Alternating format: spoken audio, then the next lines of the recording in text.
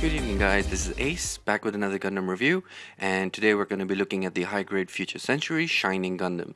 This is from the older series. It's probably one of the series I started off watching Gundam with, and it piqued my interest and I really got into it.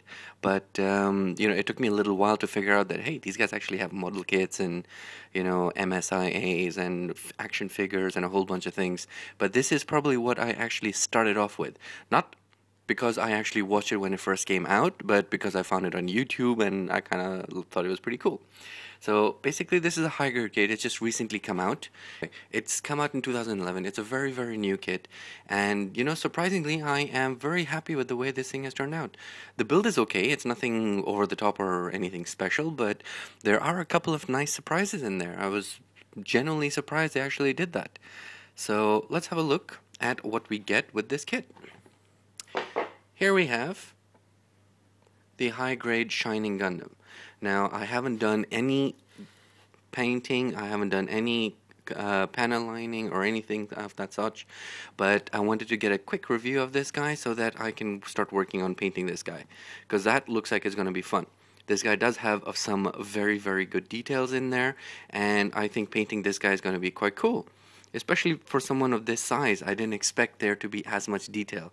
I mean, if you compare this to the Nobel Gundam that came out, this guy and Nobel are worlds apart. There's a lot of differences, there's a lot of extra accessories, there's a lot of much improvement in this kit as compared to the Nobel Gundam.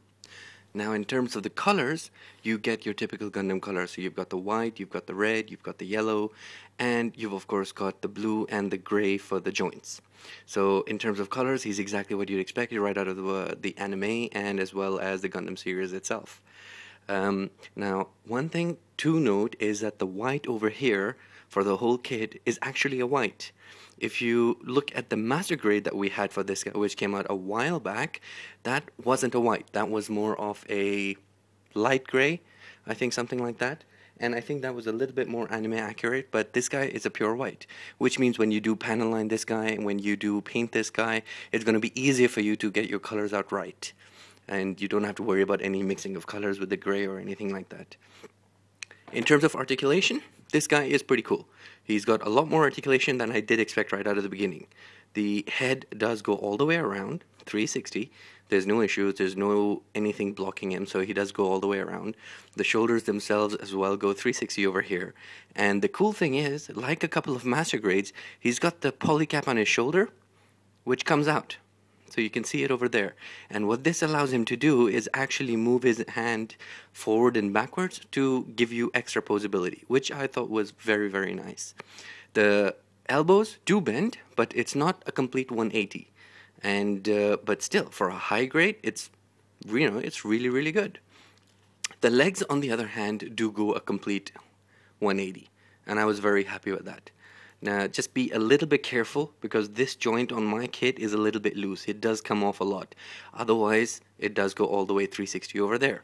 The feet themselves are very nicely done, so you do get a good deal of mobility here. Just make sure you don't move it around too much, or it does have a tendency to pop off. But it is a solid joint, so if you're just doing your normal posing, it's not going to come off at all. The waist does have a little bit, not too much. It'll only go about this much before the waist starts going into the side skirts. So you have to be a little bit careful on that side. The skirts themselves, these guys go up a lot. This guy goes only a little bit, and the side skirts can do about that much. So, all in all, this guy has excellent mobility, excellent posability, and the articulation is fantastic. The only point you need to be careful of are the hands. Now, it is a typical ball joint. So it is going to be very easy to move around and wiggle and everything, but it's a little bit on the loose side, so it will pop off a little bit too quickly, especially on this side. So you can already see, I think it might be because the peg of the ball joint is a little bit long, so it does move around a little bit. You just have to be a little bit careful. It's nothing dramatic or anything like that. So, articulation wise, no complaints whatsoever. This guy is fantastic, and this guy's got good balance. In terms of size comparisons, here he is next to the recent one that we had, which is the Nobel Gundam. Now, this kit was actually a good kit. I did enjoy making this kit, and I thought it was a decent kit. The only problem were the joints. So taking that into account, you can see that the Nobel Gundam and the Shining Gundam are pretty much in line in terms of height. These guys are exactly what you would expect. And I'm pretty happy. This guy is not bad. Now, if we compare him to his older counterpart, which is the Shining Gundam, which is the Master Grade, also from Bandai, you can tell that these guys are twins. The only difference is one guy is older than the other. And here's what I was talking about in terms of the colors. So you can see this guy is a little bit of a light gray. He's not a white. Whereas this guy is a very, very white. I hope the camera's picking that up. But, that's the only stark difference that you can see in terms of differences. Otherwise, everything else is pretty cool. I don't know why this thing is coming out. There you go. So there he is. Now, apart from that, this guy does come with a number of excellent accessories. Now, this is the surprising part for me that I thought, okay, this is interesting. I'm happy they did this. First thing off, he does come with an extra side skirt, and this one plugs in to this side. And what this enables him to do is, at the moment, this is very symmetrical. So you've got the closed off side skirts. This one, if we take it off, this one has a little bit of a gap. And what this one is going to let you do is that because you have, let me get this on there. Now, because you have this gap between the two, you can take the beam saber handles that we got with this kit, and you can actually put them there and you can store them there. So it's very accurate to the anime. Now you just have to be a little bit careful in terms of how and where you do it, but it does go in very nicely. So he got it there. And now, because also he has this dislocation for the shoulder joint, he can almost do this thing where he's pulling out the beam saber. It just doesn't quite reach. But, all in all, it's not bad. What else? Now, beam saber wise, you do get two beam saber handles. You get one long one and one short one. And correspondingly as well, you get the beam sabers, which are both short and tall. So that's pretty cool. You get two beam sabers. Now, this is also one thing I noticed about the beam sabers. Unlike the normal ones, these ones are very thick. I mean, if you remember, you know how the top of the beam sabers are a little bit pointy? These guys are thick blocks. And it looks like that these guys are very more squarish. So it could be a little bit more in terms of safety. So people don't poke their eye out or anything like that. I hope these guys don't go the same distance America did in terms of putting, the orange plugs and all that sort of stuff. But this is okay. But these are a lot more sturdier. I find these guys are going to be a lot more durable. And it gives you almost the same effect. I mean, you can shave off a little bit from the top if you want to get the pointy bit. But beam saber wise, I'm not disappointed with these. Pretty good. You also get a effect piece, which is a sword, and you get the hand with it. Now, I've already put the hand on there. The hand, you get two different kinds of hands. You get the ones that have already gone on there, which are the closed hands, and you also get two open fist hands. So you can get this one as well as this one, in which you can put the sword or the beam sabers. But going back to the sword itself, I thought this is pretty cool. I don't particularly remember this from the anime. I did miss the last 5, 6, 7 episodes, but this is pretty cool. I'm quite happy with the way this thing has turned out. It looks very nice. I mean, the camera's not picking up, but it's got individual details inside as well, like, I don't know, like a fire, or like the beam is coming out, or, something along those lines. It's pretty cool. I like the way they've done that.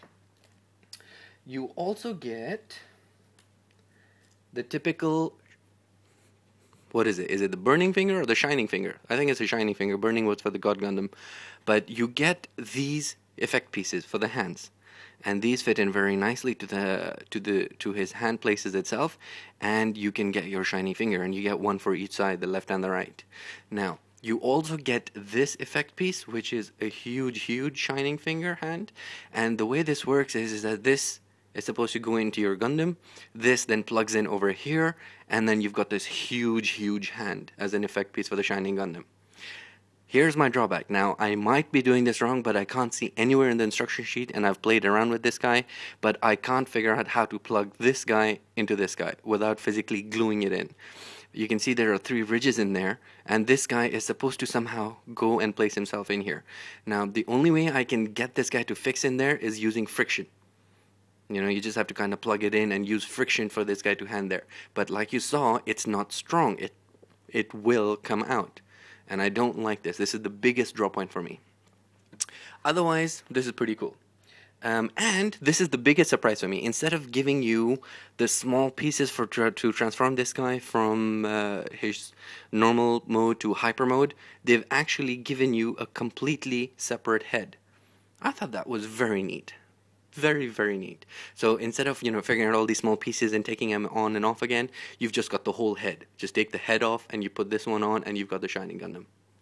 Talking about the Shining Gundam and the hyper mode, the way to transform this guy is actually pretty easy. If we start off here, these front pieces of the feet, we can just take off, and you can see there are 2 holes there, and depending on where or what mode we want to display him in, we plug the feet in properly. So if you want to do it normal shining mode, we do it this way. Otherwise, we take the plug in the front and we've got extended feet. And then this part is easy. We just take these pieces and we burn them down. They're just on ball joints. And then we can do the same thing on the other side, like that, and we've got the feet done. Nice and easy. These pieces, now in the Master Grade Gundam, if you remember, we are able to pull them out a little bit, but on this guy, you can't really do anything like that. This is literally just one peg, one thing, and you can't really do anything. Sorry, no. You just keep them out like that, and if you want, just keep it open a little bit. Now, this is okay, I'll come back to that. And you just keep them like that. Now, this part is actually just plugged in. You can see they've got this peg over here which goes into the hole, just plugs it in nicely. For Shining Gundam, you just bring it in from the top, so it's got at an angle. Now this is a little bit tricky and it's not exactly the most secure connection, so this thing is something you're gonna have to work on.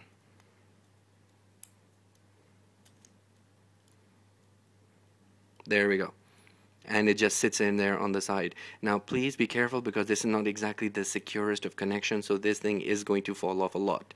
So just be careful once you actually do transform this guy. Just, you know, kind of leave him there. Don't play around with them too much, otherwise these things are going to be falling off.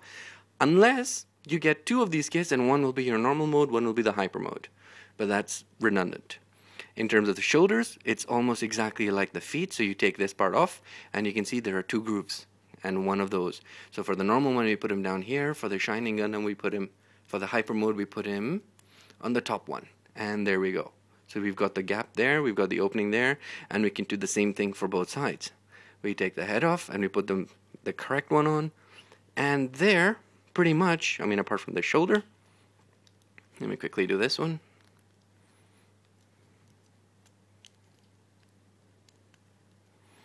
There we go. We have the Shining Gundam in hyper mode. There we go. Okay, so in hyper mode, this guy does look pretty cool. I mean, overall, it is the exact same kit. The only thing is you've moved a few of the pieces around, and you know, it looks pretty good. There's no issues whatsoever.